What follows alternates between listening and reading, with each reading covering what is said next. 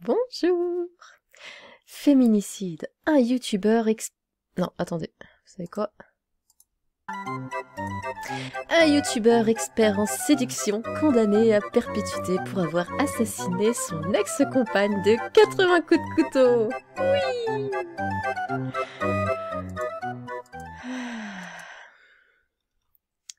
Décidément, hein, c'est difficile la vie de youtubeur. Un expert en séduction et en masculinité a été condamné ce mercredi 25 janvier par la cour d'assises des Yvelines à la prison à perpétuité pour avoir assassiné son ex-compagne de près de 80 coups de couteau. Il l'avait mauvaise, hein, je pense, et avoir poignardé à de multiples reprises la sœur et le nouveau compagnon de celle-ci, hein, tant qu'à faire. Michael Filetas, aujourd'hui âgé de 41 ans, a été jugé coupable de l'assassinat de Mélanie G, 34 ans, de tentative de meurtre sur le nouveau compagnon de la victime et de tentative de meurtre ainsi que d'atteinte textuelle sous la menace d'une arme sur sa petite sœur en janvier 2020.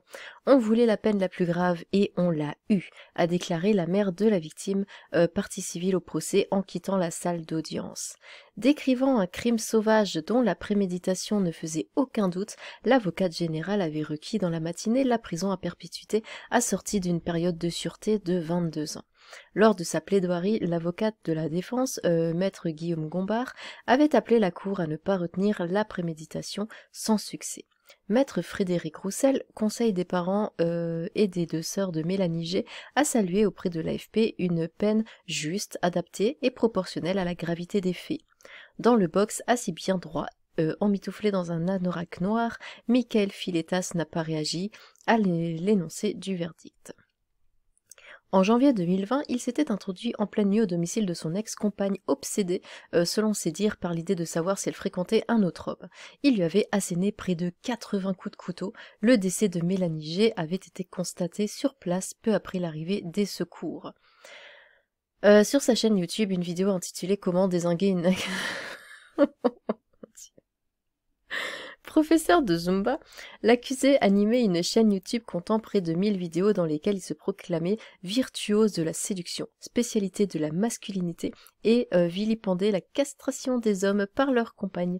Il est clair que Michael Filetas ne tolère pas qu'une femme lui tienne tête, avait affirmé l'avocate générale dans son réquisitoire, citant notamment une vidéo de la chaîne animée par l'accusé intitulée « Comment dézinguer une ex ».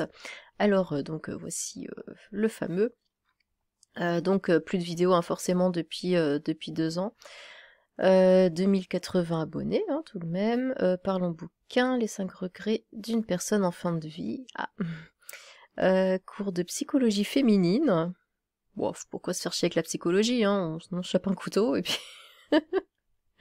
et les problèmes sont réglés. Il faut que tu connaisses aussi ces principes pas politiquement corrects. Le tabou de la séduction et la clé de la séduction. Yep. Alors, évoquant dans sa plaidoirie les vidéos mises en ligne par son client, maître Guillaume Gombard avait pointé du doigt une idéologie qui l'aurait rendu dingue. À plusieurs reprises, Michael Filetas avait fait allusion sur sa chaîne au mouvement américain MGTOW, Men Going Their Own Way, en français les hommes qui prennent leur propre chemin, qui rassemble des hommes jugeant néfaste toute relation avec les femmes. Comment pourrais-je oser me défendre? Dans ses motivations, la cour d'assises des Yvelines a relevé l'acharnement dont Michael Filetas a fait preuve en agressant la petite sœur de Mélanie G, à l'époque âgée de 20 ans. La nuit du crime, avant de se rendre dans la chambre de la victime, où celle-ci se trouvait avec son nouveau compagnon, il était d'abord tombé sur elle, endormie dans le salon. Sous la menace d'un couteau, il l'avait contrainte à se taire avant de baisser son pantalon ainsi que sa culotte, de la menotter et de lui porter une trentaine de coups de couteau.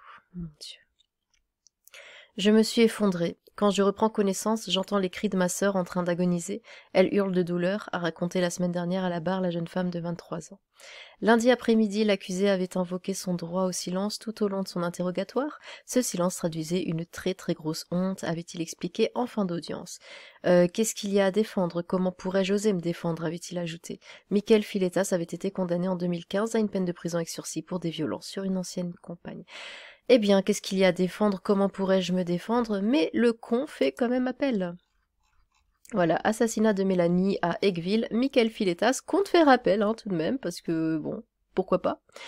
Condamné à la perpétuité pour l'assassinat de Mélanie à Équeville, Michael Filetas compte faire appel. Condamné à la perpétuité, c'est chiant quand il répète. Michael Filetas arrive au bout du délai légal lui permettant de faire appel. Selon nos informations, l'homme de 41 ans aurait pris une décision dans ce sens ce vendredi 3 février 2023. Michael Filetas avait été reconnu coupable d'assassinat le 25 janvier dernier, mais également de double tentative de meurtre sur le nouveau compagnon de Mélanie et sur sa sœur. Pour cette dernière, la justice avait également retenu une agression textuelle. Le procès, qui avait duré 7 jours, avait été un long chemin de croix pour les victimes. L'accusé avait strictement refusé de s'expliquer sur les faits, usant abondamment de son droit au silence. Ses seuls mots avaient été sur son interrogatoire de personnalité ou encore celui renvoyant à ses expertises psychiatriques. Suivant les réquisitions de l'avocate générale, le jury populaire avait prononcé la perpétuité, mais avec une période de sûreté automatique. La loi prévoit ici une durée minimale de 18 ans. L'enjeu sera la période de sûreté. En faisant appel, Michael Filetas renouerait avec la présomption d'innocence. Il est à noter que jusqu'au procès en appel, il peut changer d'avis à tout moment et se désister. Les condamnés à perpétuité font souvent appel de la décision. En cas de peine similaire, l'enjeu serait plus sur la période de sûreté qui augmente habituellement. Cette décision n'est donc pas une surprise dans la mesure où l'accusé, 3 jours avant l'ouverture des assises, avait déjà écrit pour formuler un appel anticipé, un acte qui juridiquement n'existe pas. Reste une interrogation, si l'homme, coach en séduction autoproclamé sur YouTube, va jusqu'au bout de sa démarche, est-ce pour enfin s'expliquer ? Depuis son arrestation et son incarcération, il assure ne pas avoir pu préparer sa défense correctement, n'ayant pas eu accès à certaines pièces du dossier, des déclarations que le ministre public avait réfutées lors du procès. Eh bien. C'est de pire en pire, non ? je vois pas ce qui pourrait être pire que ça, parce que on a les agressions, on a les tentatives, voire gnolls, on a eu la tentative de meurtre, et maintenant nous avons le meurtre. Je crois qu'on est au summum, je pense pas qu'on puisse faire pire que ça, mais enfin bon, de la part de youtubeurs, on peut être très surpris. Eh bien, dites-moi ce que vous en avez pensé.